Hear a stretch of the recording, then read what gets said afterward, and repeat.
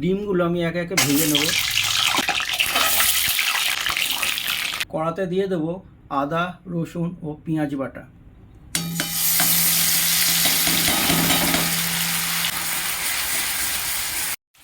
দিয়ে দেবো মশলা বাটা গোলা জলটা। মশলাটা ভালো করে কষে নেব। খুব সহজ একটা রান্না।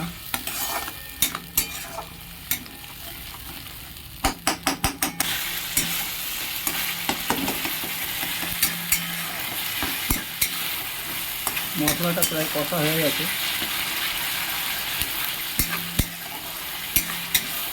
ছেড়ে এসেছে। দিয়ে দেবো চায়ের চামচের 1 চামচ করে ধনে গুঁড়ো, জিরে গুঁড়ো, হলুদ গুঁড়ো।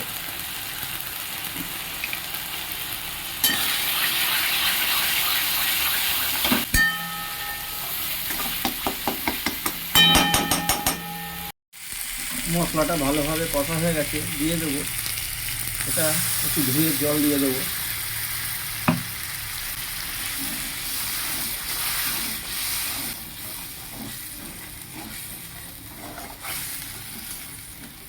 কাশ্মীরি লঙ্কার গুঁড়ো।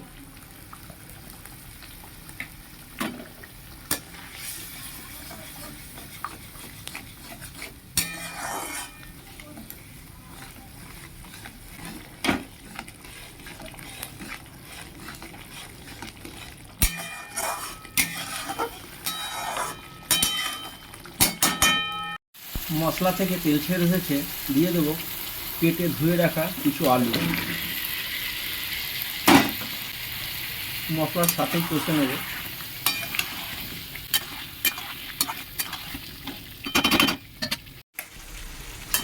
মশলার সঙ্গে আলু কিছুক্ষণ কষে নিয়েছি।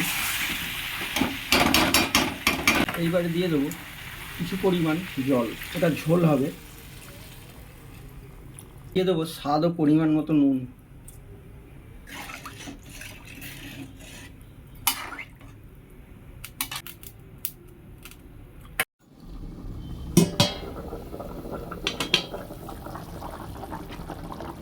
আমার ঝোল ফুটতে শুরু করেছে। ডিমগুলো এবার একে একে দিয়ে দেবো। ঝোলের সঙ্গে সব মশলার সঙ্গে ডিমের সঙ্গে ফুটে এই পদটা তৈরি হবে।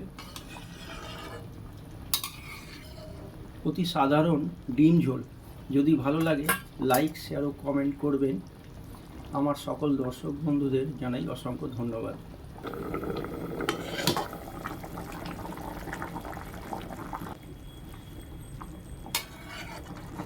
জলটা একটু বেশি দেওয়ার কারণ আলুগুলো সেদ্ধ হবে একটু মোটা মোটা করে কাটা। আমার জীবনে যে কাজগুলো করে থাকি তার মধ্যে একটি হলো রান্না বা রন্ধন প্রণালী। সেটা যথাসাধ্য চেষ্টা করি। কিছু ভুল ত্রুটি হয়ে যায়, সেই কাজের অংশটা আপনাদের সামনে তুলে ধরি। যদি ভালো লাগে লাইক, শেয়ার ও কমেন্ট করবেন। আমার চ্যানেলটাকে সাবস্ক্রাইব করবেন। ধন্যবাদ। আমি আবারও কিছুক্ষণের জন্য ঢাকা দিয়ে দিয়েছিলাম। আমার ঝোলটা তৈরি হয়ে গেছে। এবার নামিয়ে নেব।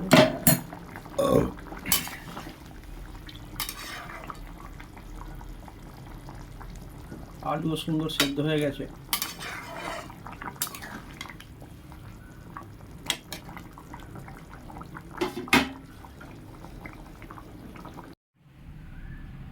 অতি সাধারণ ও সহজ পদ্ধতিতে ডিম ঝোল।